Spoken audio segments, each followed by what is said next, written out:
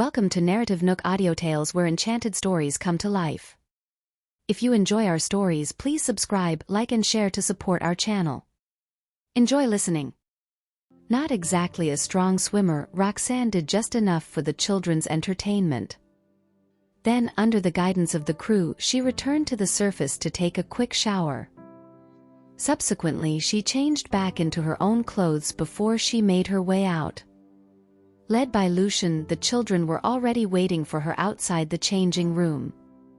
Once they caught sight of her, they eagerly jumped at her, exclaiming, "You looked so nice just now, Mommy." Mesmerized, Estella looked fixedly at Roxanne. A genial Roxanne patted her children's heads. "Thank you for your compliments, darlings. You looked very lovely indeed." Lucian's low voice rang out next to her ear. Roxanne was taken by surprise as she had nearly forgotten about him, and for a moment she was at a loss for how to react. It was fortunate then that Lucian was not expecting a response from her. "Take care of the kids. I have to step away for a bit." Regaining her composure, Roxanne nodded in acknowledgement. Upon gaining her consent, Lucian turned around and left. There was a hint of suspicion in Roxanne's eyes as she watched him depart, and she wondered what he was leaving to do. Lucian only returned after she took the children for a second go-around at the marine park. By that time, the sky had darkened and the children were all hungry. Recalling the mention of a restaurant in the vicinity in the booklet, Roxanne proceeded to take them there. A waiter approached to serve them the moment they stepped through the doors. Seeing that they had arrived together, he naturally assumed that they were a family. "Welcome. We have a family suite available, so please follow me." Roxanne was rightly astounded when she heard that. A family suite. Apparently he's mistaken. As they had already arrived outside the suite, it occurred to Roxanne that it might come across as a little rude to abruptly attempt to explain her way out of it. Hence she held her silence. The elegant interiors of the suite were also done up in the same style as the rest of the marine park, and the room itself was furnished with some toys that were suitable for the children to play with. Once inside, the children made a dash for the toys, leaving the two grown-ups behind. After she took a quick look over to ascertain the safety of the space, Roxanne left the children to play on their own while she went on to order food alongside Lucian. Shortly after, their orders were tabled and the children were obediently back in their seats. "You guys must be here on a family vacation, yes?" The waiter did not leave immediately and instead enthusiastically forwarded some recommendations. "A fireworks show is going to be staged here tonight, so be sure to go and check it out if you guys are interested." Roxanne was about to explain that they were not a family when the rapturous cheers from the young ones cut her off. "Fireworks, Mommy. We have to go and see it." Benny grabbed her sleeve with eyes aglow. Upon hearing that, Roxanne had no choice but to choke back the words she had backed down her own throat. "Your kids are so adorable. That fireworks display tonight will be perfect for you and your kids." The waiter beamed in a way that was almost emotional. Estella, too, regarded her own father imploringly, to which Lucian responded with a slight nod. "Thank you. We'll consider it." His demeanor was almost tantamount to an admission that they belonged to the same family. Roxanne frowned. She was about to say something in reply, but the friendly waiter had already stepped away. "Come on, Mommy. Let's go see it," Archie begged. Roxanne had only kept quiet because the waiter had mistaken them for a family. With the departure of the latter went any chance for clarification. Her silence evolved into consent toward her children's request. After dinner, a lot of them headed directly to the beach to await the commencement of the fireworks display. Illuminated by the light of the moon, the ripples upon the surface of the sea sparkled like glitter, a picture of perfect tranquility. Although the beach was quite packed, there was not much noise. Immersed in such a setting, the masses sat around and indulged themselves in infrequent bits of quiet conversations. With one hand holding Estella and the other on Benny, Roxanne weaved her way through the crowd while Lucian followed behind them. Being surrounded by so many bodies, Roxanne could not help but worry about the little ones and was hoping to find a more secluded spot where they could stay. As the beach grew increasingly populated, it drew a frown from Lucian, who called out to the quartet ahead of him. "Come to Daddy, Essie." He was wary of Roxanne's way of hurting the children and was afraid that Benny, who was occupying the fringes, would get lost in the crowd. Estella's unwillingness to comply was written all over her face. She held on fast to Roxanne's hand and refused to let go. With a slightly more solemn look, Lucian reiterated what he said previously: "There are too many people here. Come over to Daddy and let me take you." The little girl stubbornly shook her head because she wanted to stick close to Roxanne and the boys. Observing the stalemate, Roxanne felt sorry for the little girl. "I'll look after her. Just keep an eye out for us from the rear," she said in a gentle tone. Hearing Roxanne's words made the girl smile from ear to ear. Lucian's eyes darkened and he went silent for a while before he quietly assented. En route, Lucian kept pace with the four in front of him. His eyes were focused and vigilant on the off chance that any of the children were to become separated from the group. "Sir, madam, how about some toys for your children?" said a toy vendor who came up to them to hawk his wares. Forced to stop, Roxanne politely declined, "No, thank you." With that, she tried to guide the children around him, but the persistent vendor went on to impede their advancement from the front. Having both hands tied down by the children and surrounded by so many people around them, Roxanne could not be expected to free up her hands to make payment. Hence, the irate woman could only turn him down. The children, who preferred to let their eyes wander all around them, did not mind that either. Just as Roxanne was driven to the point of exasperation, the man behind them had already stepped up to the fore without her noticing. "We're not interested in buying anything." The poker-faced Lucian regarded the vendor icily. He was nearly a full head taller than his counterpart. He left the vendor doubtlessly dumbstruck. It took a moment before the latter replied sheepishly, "Sorry to bother you."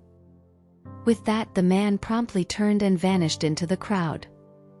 Roxanne exhaled in relief. She was about to lead the children onward when she heard Archie's fretful childlike voice. Mommy."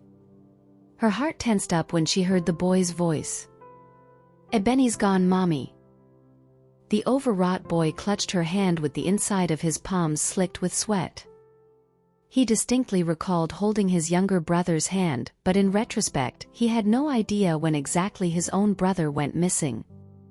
Roxanne's heart started racing, and she stopped in her tracks when she heard that. Regardless, she suppressed the perturbation she felt inside and promptly followed up with, "Archie, calm down, now. Could you tell Mommy when Benny go missing?" Shaken up from self-reproach, the anxious boy shook his head. "I don't know." The look on the little chap caused the color to drain from Roxanne's face. "I think that might have happened during the time I was talking to that man back there," came Lucian's voice from beside her. Roxanne turned to look at him with an awful expression on her face. "I had my eyes on them just now. Benny was still there before I engaged the vendor," Lucian said. "That might suggest that Benny could not have gone very far." "I'll go take a look around," a frowning Roxanne said in distress. "I'll come too." Archie quickly chimed in. Feeling responsible for losing sight of his own brother, he thus felt obliged to help locate him. Seeing that Archie and Roxanne were so agitated, Estella promptly said, "I want to come along too." Without time to overthink it, Roxanne intended to lead the children out on a search. They had only taken 2 steps when Lucian stopped them. "Take the kids and wait outside. I'll look around here." Roxanne wanted to reject that proposal. "Benny has already gone missing and it's crowded here. Surely you don't want Archie and Essie to get lost as well, do you?" Lucian regarded her in earnest. Hearing that made Roxanne hesitate. With his deep voice, Lucian offered some words of consolation. It's quite costly to holiday at this resort, so you can be sure that no one here will harbor designs on your boy. We need only to worry about whether Benny will be able to take care of himself. Roxanne lowered her gaze in a bid to calm herself before she gave Lucian an affirmative nod. Please help me find him.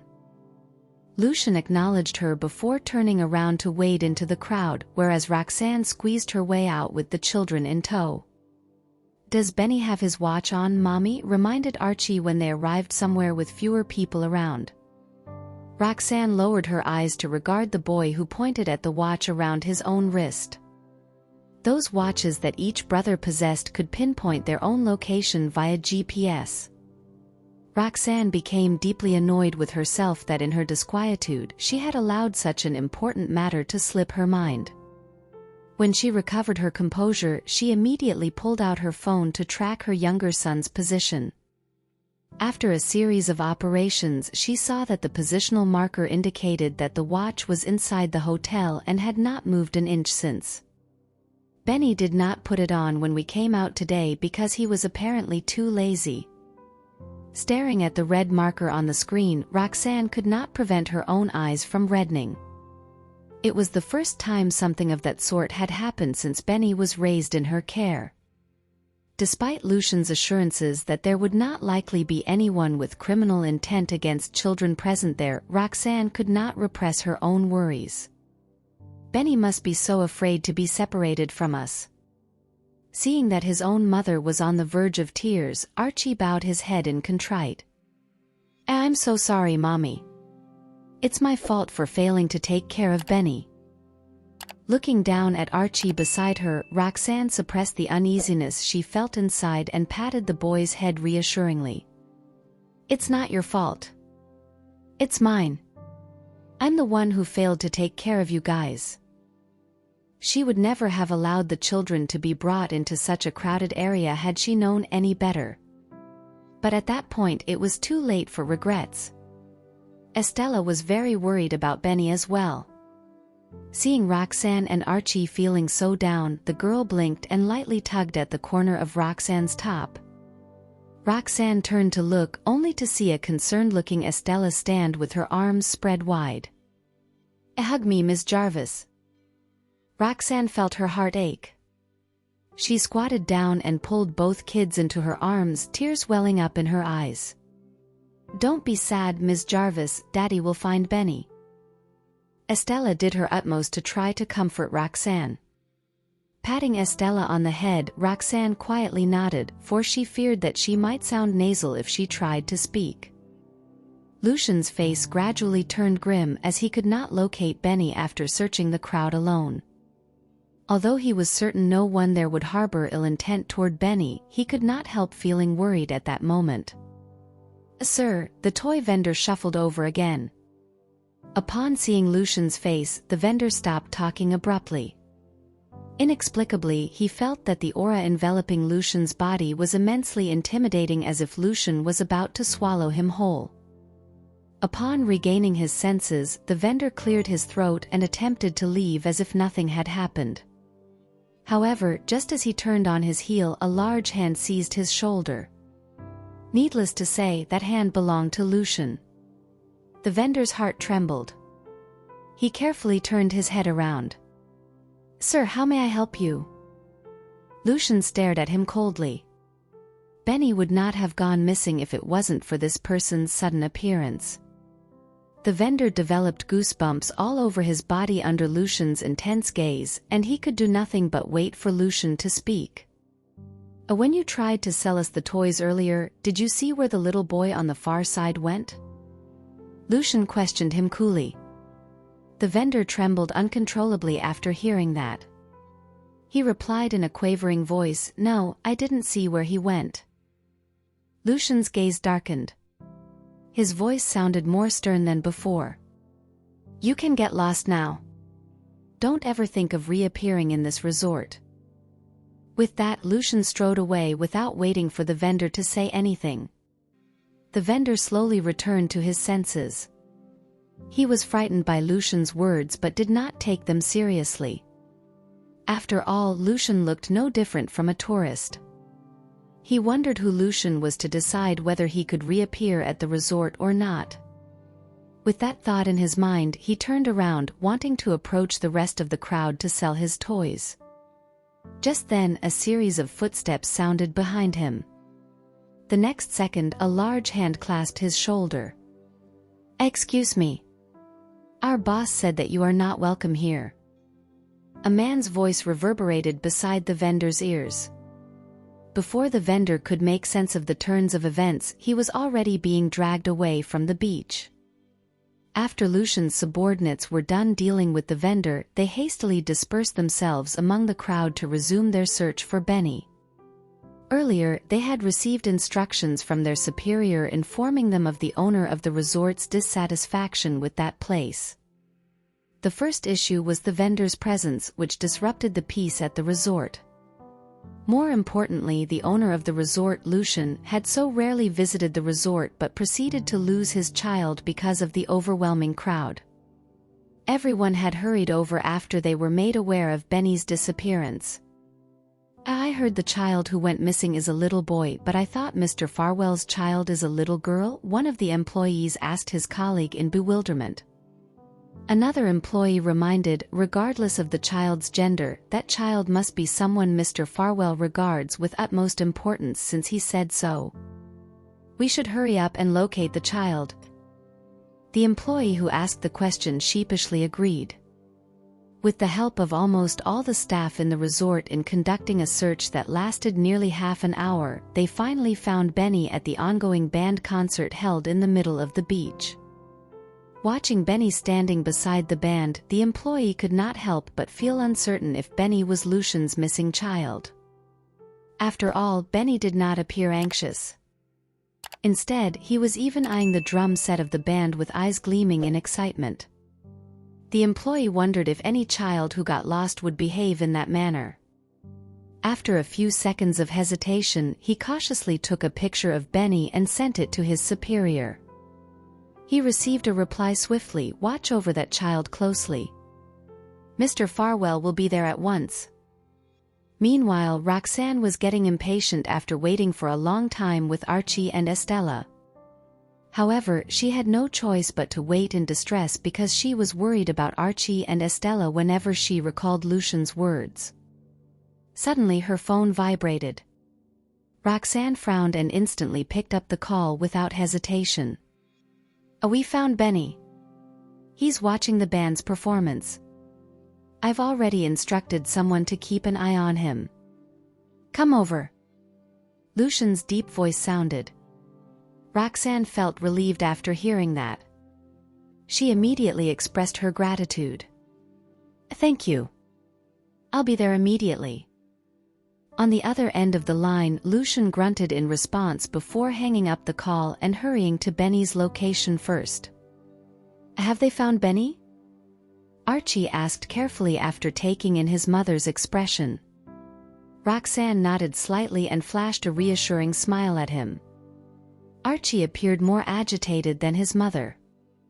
"Let's hurry up and find Benny. He's alone. He must be scared out of his wits." Archie tugged at Roxanne's hand as he spoke. Roxanne was eager to check on Benny's condition too, but she did not forget Archie and Estella's presence as she reminded, "You two must hold my hands tightly later. Don't wander off and get lost like Benny." Archie and Estella agreed obediently. Only then did Roxanne lead them toward the crowd. The venue of the band's performance was easy to find, but it was a challenge to reach there because of the dense crowd. With much effort, Roxanne finally pushed her way through the throng. Lucian was waiting for their arrival at the outer edge of the crowd. He hastily strode forward in Roxanne's direction when he saw her bringing Archie and Estella over. Then he reached out to hold Estella's hand. This time Estella did not refuse him and compliantly held his hand. "Where's Benny?" Archie gazed at Lucian in perturbation. Lucian gestured for them to look at the band. Roxanne and the two kids saw that Benny had taken over the drummer's position. The latter was focusing on hitting the drums seemingly in the groove while wearing a cool facial expression. The people in the surroundings were engaged in a heated discussion about Benny. Where did this child come from? Is he the missing child the resort staff is looking for? How can he be so good at playing the drums at such a young age? He's so cute and cool. I wonder whose child is this? His parents are so blessed. Compliments about Benny reverberated in the air. Roxanne's tense emotion gradually relaxed when she looked at Benny's serious demeanor while listening to the praises from the crowd. She even felt a hint of contentment rose within her. Others might not know it, but Roxanne was well aware that Archie and Benny were much smarter than their peers since they were little. Archie and Benny also had plenty of hobbies. Roxanne had always allowed her children to do as they pleased, sending them to any lessons they were interested in. Benny had started learning to play the drums at 3 years old. The music instructor had commended Benny for having talent for playing the drums a few months into the course. In fact, that was the first time Roxanne had seen Benny collaborating with a band, and that was also when she truly realized his capabilities. On stage, all the other members of the band were regarding Benny with an astonished expression too. They had caught sight of Benny observing their performance, and the latter had been staring intently at the drum set. The members of the band thought Benny was adorable, and they were merely putting on a casual performance that day, so they invited Benny up on the stage to be their drummer. Assuming Benny was just keen to try out the drums in curiosity, the band members had already mentally prepared themselves to be embarrassed. Unexpectedly, Benny was able to keep up with their tempo. Although there were some minor errors, his standards far surpassed the band members' expectations. Following a drum beat by Benny, the fireworks show officially began. The colorful and dazzling fireworks emblazoned the sky. Everyone simultaneously quieted down and looked up at the scenic view of the night sky. At that instant, only the music played by the band echoed on the beach. Seemingly to coordinate with the tranquil ambience, the band members tacitly switched the song they were playing to a more relaxing piece. Benny paused for a few seconds before slowly catching up with the band's rhythm. Holding Archie's hand, Roxanne gazed up at the bursting fireworks in the sky. Then she turned her attention back to Benny, who was playing the drums. A heartfelt grin spread across her face. Beside Roxanne, Estella grasped her father's hand and jumped on the spot, wanting to get a clearer view of the fireworks display. Estella was too short. The horde of onlookers clouded her field of vision when she gazed up. Lucian glanced downward at Estella before slightly bending down his body. Then he carried her in his arm and placed her on his shoulder. Estella's eyes shone as she appreciated the beauty of the fireworks in the sky. Meanwhile, Archie was unable to see the fireworks too. A hint of disappointment flashed across his eyes when he saw Estella sitting on Lucian's shoulder. If Daddy had not abandoned Mommy and us, perhaps Benny and I could also sit on his shoulder. Roxanne sensed Archie's dejection. She scanned her surroundings with a troubled look on her face. Archie, can you not see the fireworks? Although Archie was crestfallen, he shook his head sensibly. I can see some of it. It's all right, Mommy. Roxanne was reminded of the anticipatory look on Archie's petite face when he heard about the fireworks display in the afternoon. At the sight of his thoughtful and acquiescent demeanor at that moment, she could not help feeling pangs of heartache and guilt. If it weren't for my selfish decision, perhaps Archie and Benny would live a more blissful life now. Archie sensed Roxanne's remorse. He grabbed her hand and comforted her. We'll come here again and watch the fireworks next time. I'm very happy that we can find Benny this time. With that, he curved his lips and beamed at his mother as if to prove that he was truly fine. Roxanne's feelings of guilt intensified. Come here. I'll carry you. Lucian's deep voice sounded from atop. Archie subconsciously gazed up and met Lucian's eyes, which were brimming with tenderness. Seeing that, Archie hesitated and turned to look at Roxanne to ask for her opinion. Roxanne frowned and scrupled for a few moments before taking a step back to make way for Lucian. "Thank you, Mr. Farwell."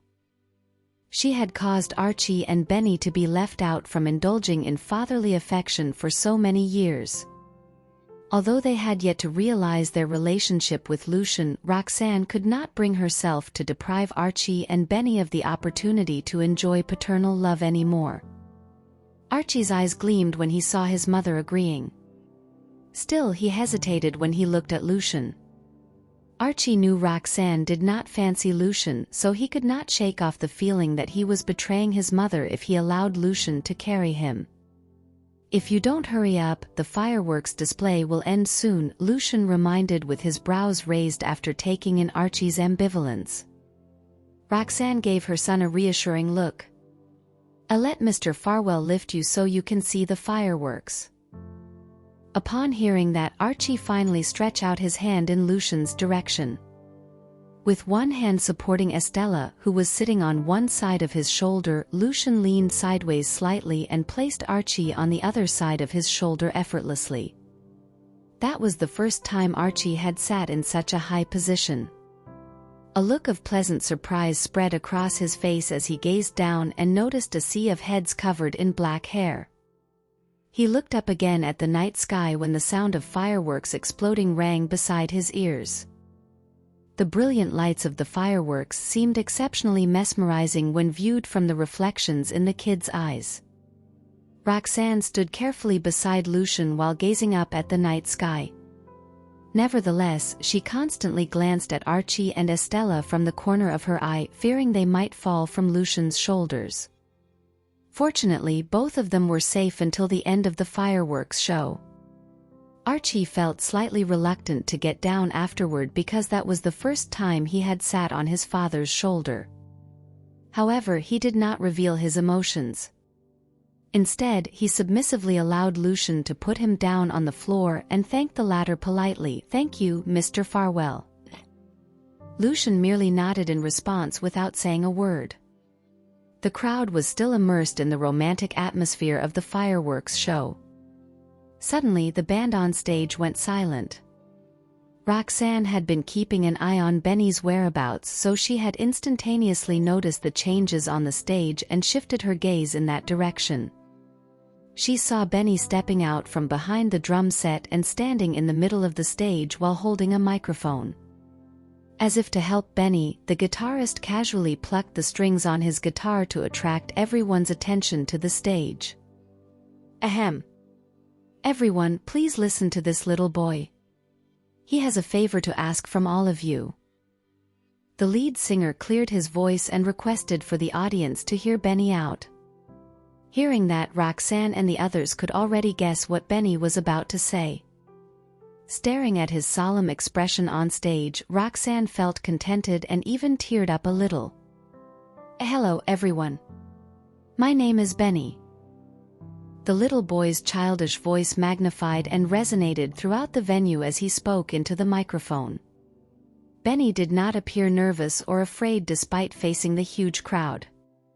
"I came here to watch the fireworks show with my mommy and brother, but I accidentally got lost because there were too many people just now. If anyone sees someone looking for a child, please help me inform my mommy that I'm here. My mommy is very pretty, so it will be easy to identify her." Benny contemplated briefly after saying that. Then he added, "Perhaps there will be an uncle searching for me too. Everyone can also tell him that I'm here. He's distinguishable too because he is very tall and handsome. There are also 2 children around my age beside them." Roxanne was amused by Benny's description of them. Even Lucian wore a faint smile as he listened to Benny's speech. Perhaps the 4 of them were too eye-catching. Soon, people were turning their heads in Roxanne, Lucian, and the 2 kids' direction. Benny also noticed them, and when he spotted Roxanne, he held the microphone and called out in excitement, "Mommy!" The crowd made way for Roxanne and the others to reach Benny's side. Mommy. Benny jogged over happily with the microphone in his hand when he saw Roxanne. She bent down while beaming and pulled Benny into her embrace. You scared me, Benny. Luckily you're so smart. Benny gently patted his mother's back and said, I'm sorry, Mommy. But don't worry about me because I'm very smart. I will not follow the bad guys. When Benny realized he had gotten lost just now, he had immediately run toward the band, following the music, because he thought he would be safer there. He had planned on borrowing the microphone from the band to find Roxanne.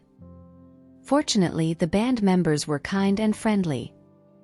After they had been made aware of Benny's situation, they had agreed to his request with alacrity.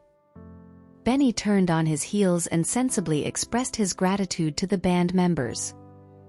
Thank you all. They responded with a smile. You're welcome. We're glad as long as you are safely reunited with your family. The band members even added a friendly reminder to Roxanne, your son is very gifted in music.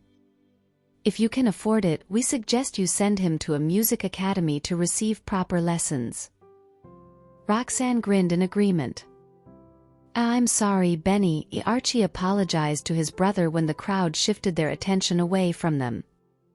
It was my fault for not holding your hand tightly enough that you got lost in the crowd. Benny gazed at his brother and said casually, it wasn't your fault, Archie, it's too crowded here. Besides, I wasn't lost and it was fun playing the drums anyway.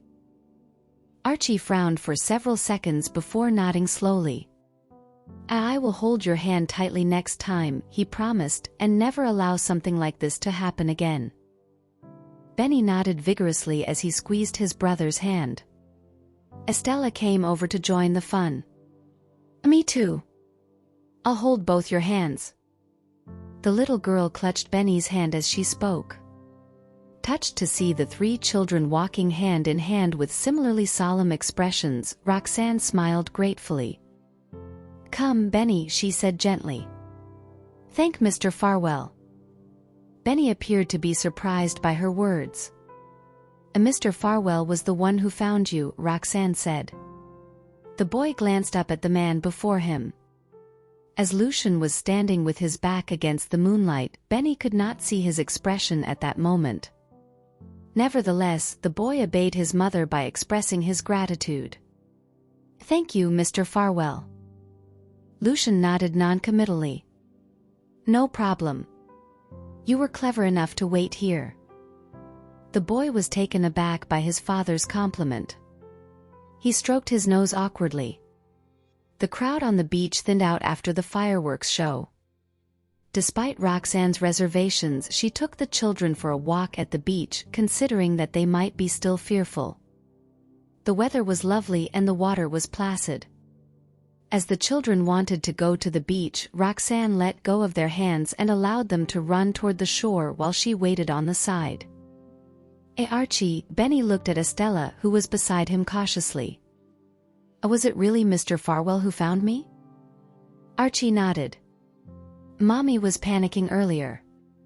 She was about to take Essie and me to look for you when Mr. Farwell stopped her and went to look on his own.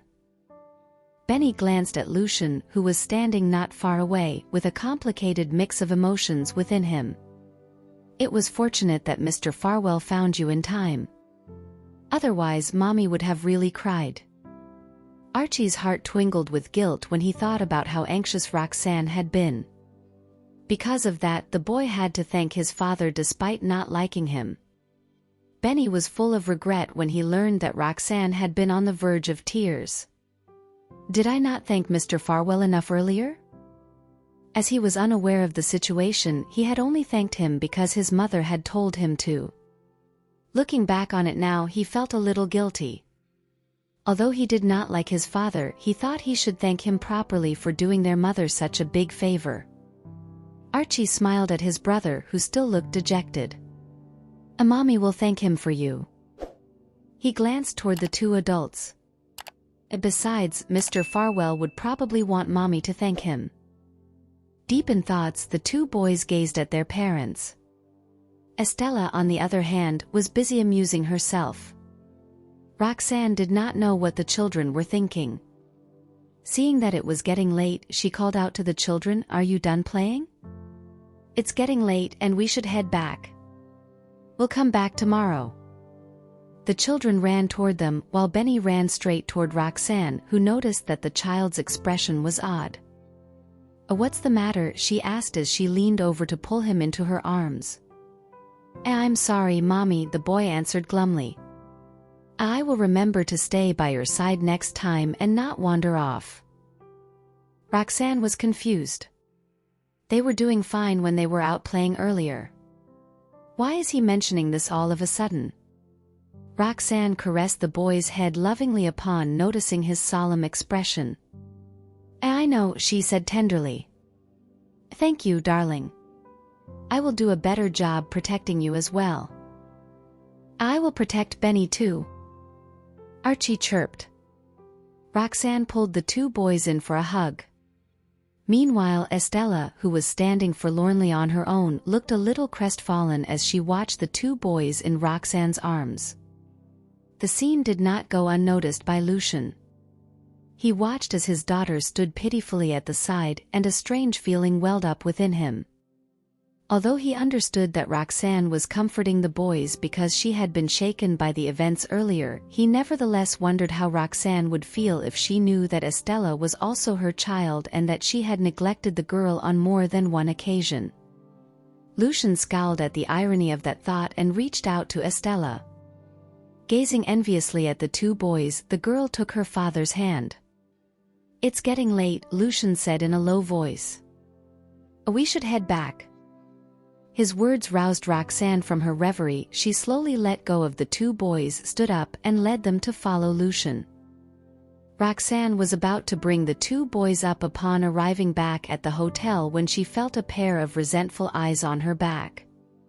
Frowning, Roxanne glanced behind her and saw Estella hesitantly shuffling after her 3 paces behind. The child stopped in her tracks when she noticed her quarry had turned her head. Her little face was alight with anticipation. Not far away, Lucien pretended not to see them as he busied himself with pouring a glass of water from the bar. Roxanne walked toward the child. "Do you want to sleep with me, Essie?" The child nodded vigorously before asking cautiously, "Is that okay?" Roxanne's heart softened at the child's tentativeness. "I go ask your daddy," she said softly as she gazed at the man in the vicinity. "If he says yes, I'll take you upstairs." The child's eyes brightened. She strode to Lucien's side with her stubby legs, but the man ignored the child's approach. Knowing that her father would agree, Estella tugged the hem of his shirt fearlessly. "Can I sleep with Miss Jarvis, Daddy?" It was only then that Lucien lowered his gaze to look at his daughter before looking at Roxanne, who was standing nearby. "Okay," he said with a slight frown, "but don't give Miss Jarvis any trouble." The child nodded obediently before sprinting back to Roxanne with a wide grin. "Daddy said yes."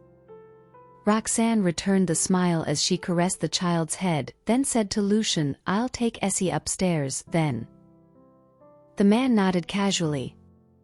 "If she's beginning to feel like a handful, Miss Jarvis, you can send her back to me any time." Roxanne was taken aback. She wondered why the man was acting so distant all of a sudden. Upon regaining her composure, she said, "Don't worry, Mr. Farwell. Essie will be in good hands." Lucien did not respond further. Instead, he turned to open a bottle of wine and poured himself a glass. Roxanne gazed at the man's back, confused. "We'll be heading up then. Good night, Mr. Farwell." Lucien grunted in response. Roxanne said nothing as she took the children upstairs. After an entire day's worth of excitement and running on the beach for hours, the children were so sweaty that Roxanne bathed them all. "And Miss Jarvis, will you still be picking the boys up in the future?" asked Estella suddenly during her bath. Roxanne's hands froze. She could almost guess the child's intentions and was, at the moment, at a loss for words. After a long silence, Roxanne answered evasively, "I will go if work permits." Estella pursed her lips and gave Roxanne a piercing gaze as though she could see through the deception. The corners of her eyes drooped sadly. Roxanne's heart ached when she took in the child's disappointed look, but she was determined to stand by her word. Fortunately, Estella said no more throughout the rest of her bath, and Roxanne heaved a sigh of relief. Roxanne was tucking the children in after their baths when Estella spoke. "I want to hear a bedtime story, Miss Jarvis." Roxanne agreed without hesitation as she felt guilty. "All right, I'll tell you one. I want to hear the story of Sleeping Beauty." Thank you for listening. If you have enjoyed this story, please like and share so others can see it too. Also hit the subscription button and notification bell so you can be notified on our next release. Thank you for your support. God bless you.